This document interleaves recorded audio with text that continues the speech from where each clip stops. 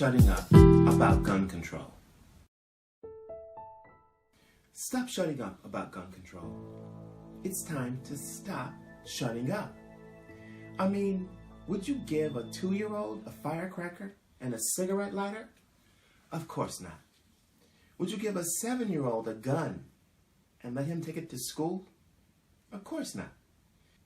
So why would you let adults who are no more socially responsible than 7-year-olds have practically any firearm of choice just because they can afford it? The notion is simply absurd. Okay, so how about this notion? When a child acts up and acts out in public, is the issue only the child's behavior, or is it also a bad reflection on the parent? So maybe, in this case, the root of the problem isn't only the unstable individual with the gun. Maybe the real problem is a society that can create such weapons, but is not ready to control the people who have and use such weapons, right? Oh, and don't try to tell me that this is a constitutional rights issue. That is nonsense, since no constitutional right is without some reasonable constraints. There are limitations and constraints to the freedom of speech and the right to vote, for example. In fact, we really don't have an absolute right to vote, as we know. You can give up the right to vote also. Ask any convicted felon.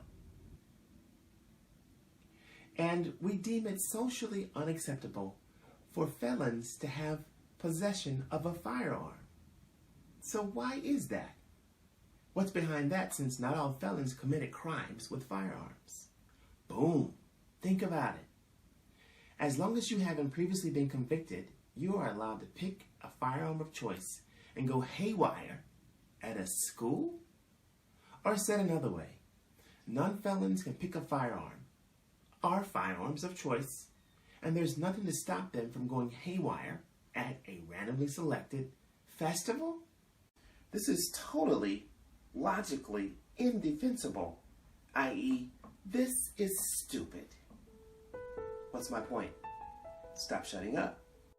It's a myth to say that gun control is a Republican versus a Democrat thing. That's the most silliest thing I have ever heard. So Democrats have a greater concern for home and security and safety than Republicans? That's absurd. Wake up, people.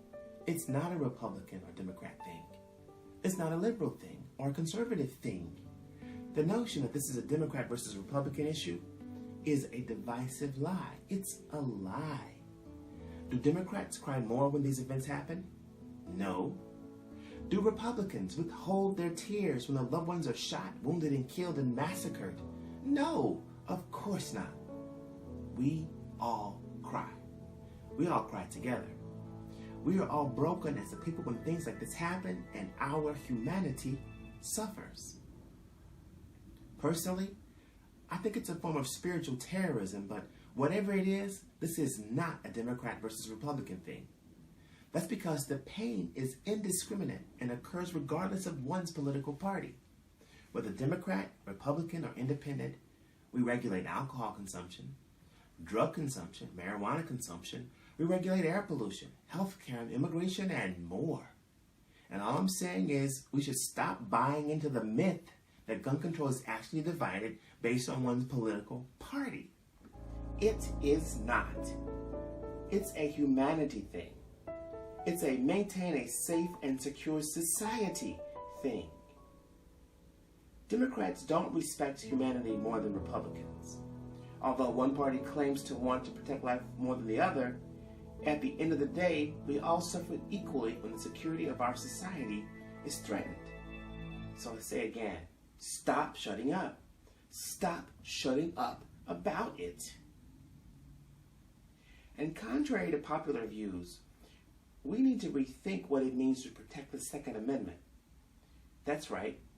We should all seek to protect the rights preserved for us by our forefathers and realize that protecting the Second Amendment does not mean you don't regulate it. We need the balance. Future generations here will shake their heads at us for failing to take meaningful action years ago to correct this obvious social problem.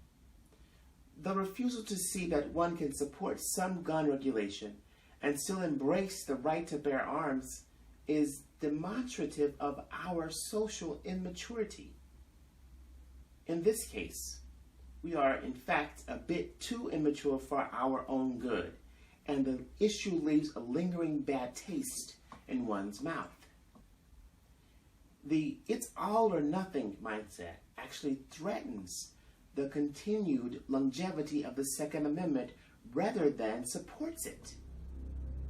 You see, the forefathers intended for us to have the firearms of their time, which were far less lethal than the weapons we can find today.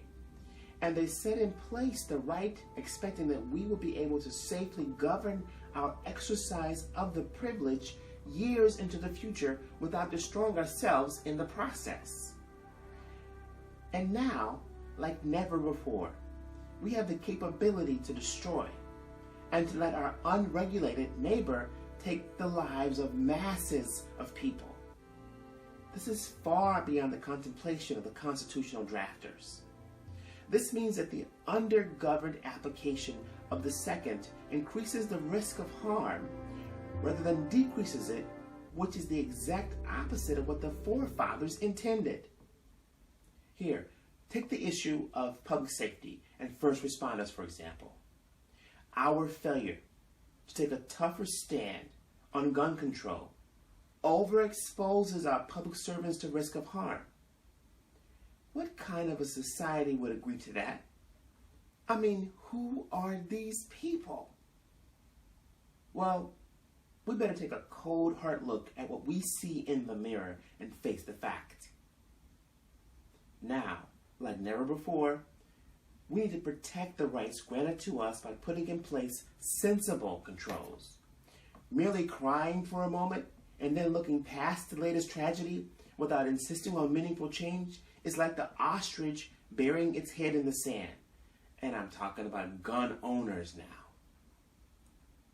I'm saying that people that treasure owning firearms have an increased duty to ensure that the folks that do not own them are protected from deviants that endanger the right to bear arms. And if you think that only means that you should have the ability to conceal carry, you've missed the point completely. Don't you see? Soft controls and weak regulations do nothing to protect the Second Amendment. Soft controls make owning certain types and quantities of firearms more likely to be questioned, which leads some to conclude that we need to throw the baby out with the bathwater. This too is nonsense. But let me ask you this. Do you value the right to bear arms? If so, then it's imposed upon you to stop shutting up about the soft controls.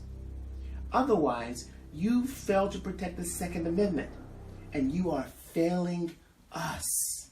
I say it again. You want to protect the Second Amendment? Stop shutting up. Think about it. Driving a car, for example.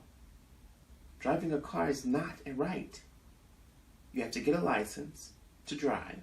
And then there are strict rules of the road that apply in every state, on every roadway, and on every highway. And if you fail to comply in any of 100 ways, you lose the privilege. Okay? But why don't we regulate owning guns as intensely as we do driving a car? Strict speed limits, traffic signs, signposts, slow down in school zones, obey the traffic cops, emission exhaust standards, turn signals, braking requirements, and on and on. So why don't we regulate having a gun as intently? Which is more deadly when misused? Actually, it really doesn't matter. Both present socially unacceptable risk when misused, and both should be purposefully regulated. What's my point? Push until something happens, and stop shutting up about gun control. Oh, call it gun control or gun safety. Call it whatever is the popular phraseology at the moment. The point is the same. Stop shutting up.